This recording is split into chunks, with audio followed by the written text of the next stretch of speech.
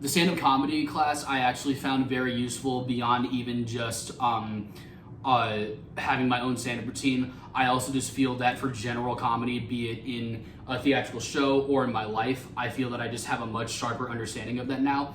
It comes down to tips of like, I cannot begin to tell you how important the very last word of a joke is and how funny that joke is. Sometimes when you have a joke, the main problem is not the content of the joke, but it's just literally about which word is at the end of the sentence. Definitely. Finding that punchline, right? Exactly. So yeah, there's just a lot of stuff like that is so specific that I would not have thought about before coming to grad school, but I've now learned and am obviously super grateful for. The last thing that's coming to mind is that we've had 2 semesters of speech for the actor now, and that has just shown us, like, you would think, I mean, good for a master's program, but you would think we are the most giant nerds on the planet with what we're learning. But I don't know. He's a whiz at it, honestly. IPA and all that, like. Yeah. But it's just stuff like the International Phonetic Alphabet is what he's referring to. But then even just stuff like you can make so many. It's gonna sound weird, but you can make so many more noises with your mouth than you might realize, and sounds that aren't even used in the English language. I mean, didn't we spend like, was it like a week or 2 where we just made clicking sounds and just made as many noises as we could with our, what is it called, like receptors or just the different parts of our jaw and stuff like that. Exactly. And so to bring it all back around then, because that might sound like quite nerdy and like what's the point of like learning clicks if you're in a speech class as an actor, that just gives you a much greater understanding of like what you're capable of doing sound wise. Definitely. So yeah, it's, believe it or not, it actually is very useful, and I'm grateful to be learning it right now. Definitely. And so now, Andrew, what are some of the things that you feel you've learned while being here at UNLV? Oh man, it's a loaded question. I feel like a lot of the things I say are echoed by Dylan, so if I don't touch upon it, it's just I feel like Dylan kind of covered it. But I feel like I learned biggest thing is,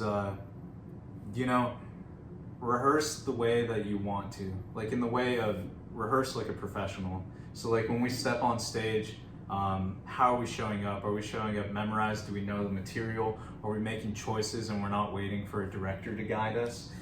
We are our own actor, but we're our director and our dramaturgy. And I really do feel like I learned a lot of just how to conduct myself as a professional. And I want to say a lot of the time too, I learned a lot just from watching my cohort. It's not only me acting my heart out on the stage for an hour at like noon every single day, but watching my cohort do the same thing. And sometimes it would be like, oh shoot, he just told Dylan to do this, and not only does this apply to him, but it applies to me too. I feel like a lot of the work that I did this year was super challenging because I thought I knew what acting is. But the thing about acting, and the thing that I feel like as we go through this profession, it's a lot of learning and unlearning. So it's learning things that I thought I had a handle on and letting concepts go that I thought were important. I want to say another big thing for me was, I think I learned a lot of just inhabiting myself in my essence as an actor, really playing to my strengths and also working on my weaknesses. I thought that I thought that I was like a decent mover before going to grad school. And I feel like I've learned a lot in the way of, I'm not the best mover, but I'm showing up every day and I'm trying to move forward. And like these concepts of what I learned that I'm now applying in my everyday, in my acting approach, but like how important your spine is, how important your pelvis is. This is gonna sound weird, but like, where are your feet when you're acting? That's a major note that I got. Like when you're doing that movement, where are your feet? Where's your head? Not just head acting. Dylan kind of talked about it, but a lot in acting, you'll see actors and it's like everything is just here, and with the head as they're doing it.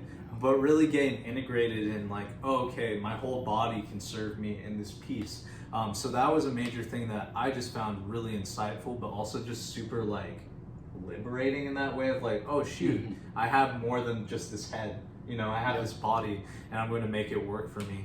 And now I feel like honestly I could take any monologue and really shape it in whichever way I want to shape it in. That's true, and I feel that we've noticed this with like working on monologues with each other. The way that we are able to work with each other now is that I feel that you and I would have been able to work on a monologue with each other before coming here and have produced a good result, but we can get there a lot quicker now, and I keep using this word, but we would be a lot more specific now than we would have when we came here. Definitely, because I think a big thing too is just like making choices. Yeah. Making choices and not getting stuck on, oh, well, I didn't do this right. Mm-hmm. But rather like, I'm gonna sound like Michael, but it's a weight shift away. Yep. It's like literally you're stuck in a monologue, you're stuck in a piece.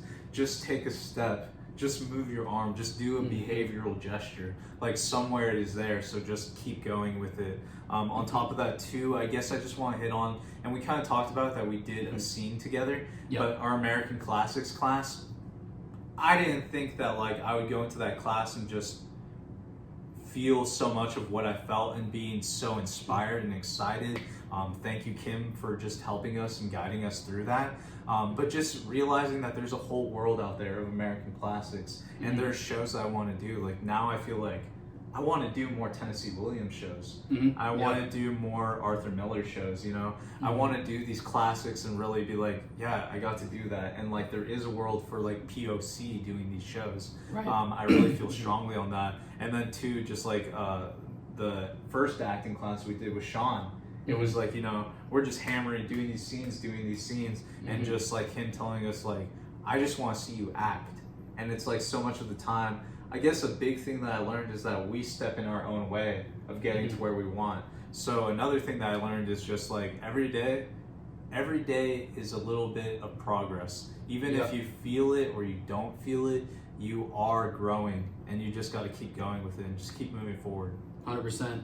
And that, I think this goes without saying, but one thing that I think we should mention with this is, again, we're giving this update right now, but again, we're at the end of our first year. We're both very excited to be giving updates through the second and third years too, because again, we've made a lot of steps, as I think we've illustrated here, but you know, we're still learning. We've got a couple more years of this, and can't wait to just see how we keep improving and what those steps are that we keep taking. I'm just really excited to see it's that. It's a marathon, right? Like it's growth, and it's like just showing up every day and just being like, you know what?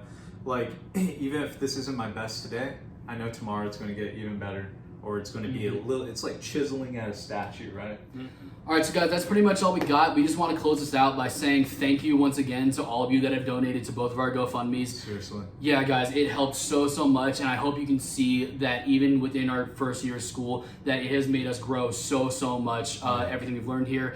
And by extension, the contribution that you guys made to us, it has caused us to grow so much more. So guys, thank you. We really cannot thank you enough. Yeah, thank you again to the friends, family, supporters, people just on social media, or people that have like acted with me before or just like follow me. Always know that like it means the world, and what me and Dylan are doing is we are trying to grow every single year, every single day. So if you choose to donate to us at our GoFundMe, it just means a lot, and it helps us out a lot in the end, because we are doing this passion because we love it, because we want to contribute, and because one day, hey, maybe we'll be professors.